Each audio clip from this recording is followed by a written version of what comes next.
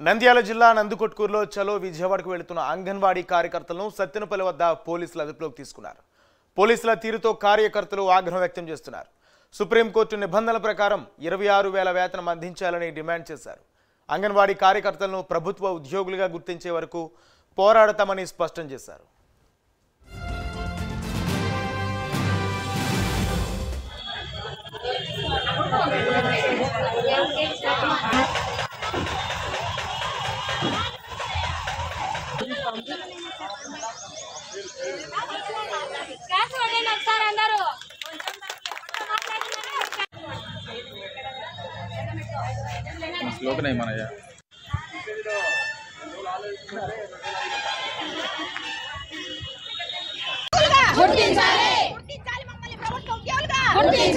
కనీస వేతనం 26,000 ఇచ్చేంత వరకు